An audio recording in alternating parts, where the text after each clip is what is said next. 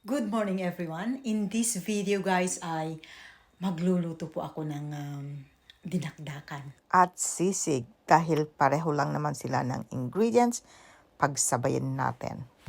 Okay, so dito sa ating pot, naglagay na ako ng onions. Yan, isang onion hinati ko lang. At mayroon din akong lemongrass, mayroon din akong leeks or spring onions at bawang. Pakukulan natin. Maglalagay din ako ng whole black peppercorn. Ayan.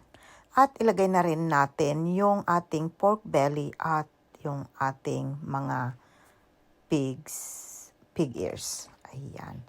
And then lagyan natin ng enough water to submerge yung mga meats natin. Okay, so takpan na natin at atin nang pakuluan ng about 45 to 60 minutes.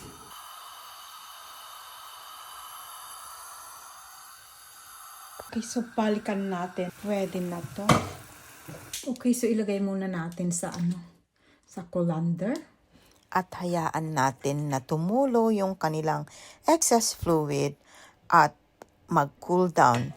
So, I will cool it down for about an hour. Okay, so nag-cool down na sila. So, hiwa-hiwain na natin para ilagay sa air fryer.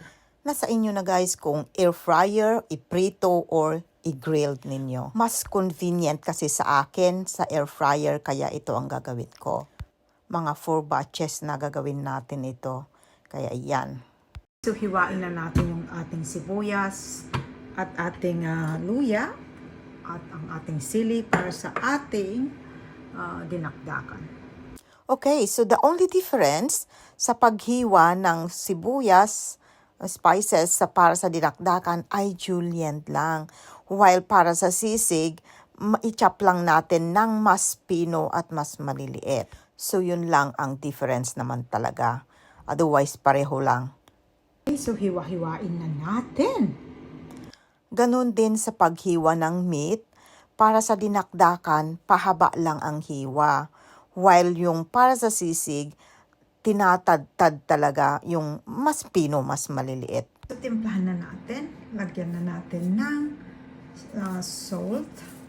At syempre, yung pagtimpla nyo ay nasa sa inyo na yan according to your taste na kasi may iba-iba naman tayong taste buds. Ayan, so nilagyan ko rin ng konting sili, kalamansi, suka, at luya. Pero yung aking sisig, hindi na ako naglagay ng luya. So ito, haluin natin. I-mix lang natin ng maigi na. Lagyan natin ng mayonnaise. Dahil wala namang utak ng baboy dito. So yan ang replacement. Okay, so ang next ko na ginagawa ay tinatadtad or hinihiwa ko na yung ating para pang sisig. Ayan. Okay, so nahiwa-hiwa na natin lahat yung ating gagawing sisig. So, ilagay ko na yung ating mga spices. Okay, so tulad ng sinabi ko kanina, same lang sila ng pangrikado sa ating dinakdakan.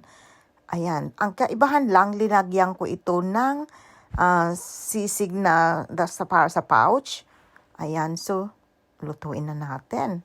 Naggisa na tayo bago ko ilagay sa ating sizzling plate. Okay, so ready na. Tayo na maglalagay sa ating sizzling plate.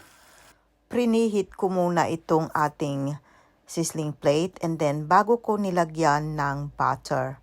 And then magsandok lang tayo kung ngayon 1 serving para sa pamilya and then nilagyan ko ng egg. Ayan. So bago kumain, haluin mo na lang yan at napakasarap na. Ayan. Okay, so ito na guys, tara na, kain na tayo. Ang aking sisig at ang aking dinakdakan. Thank you for watching. Bye-bye!